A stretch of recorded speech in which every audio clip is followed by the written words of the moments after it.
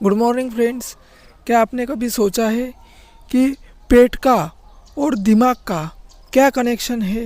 दरअसल ये कनेक्शन है, ये तो पहले से पता था, लेकिन ये कनेक्शन इतना ज़्यादा और इतना डीप है कि पेट का थोड़ा सा भी, पेट में थोड़ी सी भी गड़बड़ हमारे मूड को पूरा चेंज कर सकती है, ये नहीं पता था दरअसल।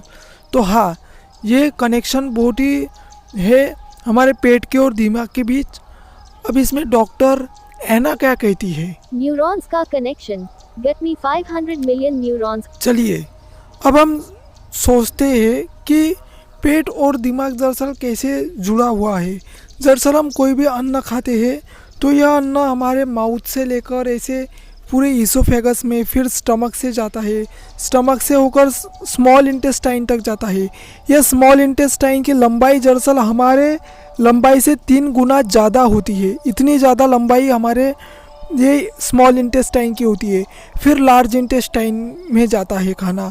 तो हाँ, ये इतना सफ़र जो है हमारे पेट के खाने को तय करना पड़ता है, मतलब न्यूट्रिशंस को तय करना होता है। और दूसरा है वेगस नर्व। वेगस नर्व जो है हमारे पेट से जुड़ा हुआ है। थोड़ी सी भी गड़बड़ पूरे वेगस नर्व को, मतलब कि ये गैस्ट्रोइंटेस्टिनल नर्व्स है जो कि हमें प्रभावित करता है हमारे मूड को। अगर हमने कुछ अजीब खाना खाया है, अगर हम स्वीट खाना खाते हैं तो इससे हमारे मूड को असर पड़ता है। अगर हम तीखा खाना खाते हैं, सिर्फ तीखा खाना खाते हैं, तो यह भी हमारे मूड को असर डालता है। तो छोटी छोटी चीज़ें हमारे पेट को असर डालती है। दरअसल साइंटिस्ट ने एक्सपेरिमेंट किया कि लोगों को फर्मेंटेड मिल्क दिया और दूसरे ग्रुप को सादा मिल्क दिया। तो जिन ग्रुप को फर्मेंटेड मिल्क दिया उनके न्यूरोलॉजिकल कंडीशन में ऐसा फ़र्क आया कि उनके जो ये न्यूरॉन जो है एक्टिव होने लगे और उनका मूड भी काफ़ी अच्छा था। तो जो फर्मेंटेड मिल्क जो है हमारे पेट के लिए जो आसानी से जो पचता है और यह अच्छा है हमारे शरीर के लिए। तो ये हमारे मूड ऊपर, मतलब कि ब्रेन पर सीधा डायरेक्टली असर डालता है। तो हमारे पेट में माइक्रोब्स होते हैं, ये बहुत ही असर करते हैं, मतलब हमारे मूड को, हमारे ब्रेन्स को। अब तक साइंटिस्ट समझ नहीं पाए कि ये माइक्रोब्स दरअसल हमारे जीवन शैली के अनुसार अच्छे रहते हैं, या फिर हमारे जीन्स के अनुसार अच्छे रहते हैं, या फिर हमारा जो डेली रूटीन है, या फिर हमारे खान पान की वजह से अच्छे रहते हैं। ये माइक्रोब्स ही जो है बहुत ही रिस्पॉन्सिबल होते हैं हमारे मूड के लिए।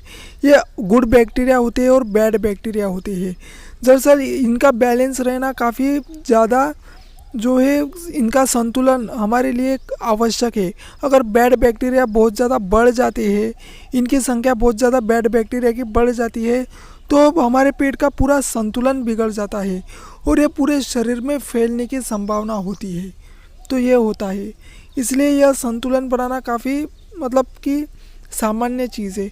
हमारा पेट का ख्याल रखना बहुत ही ज़्यादा ज़रूरी होता है, क्योंकि हिप्पोक्रेटस ने भी कहा है कि सारी जो बीमारी है उसका जड़ पेट है, हमारी आंत से है।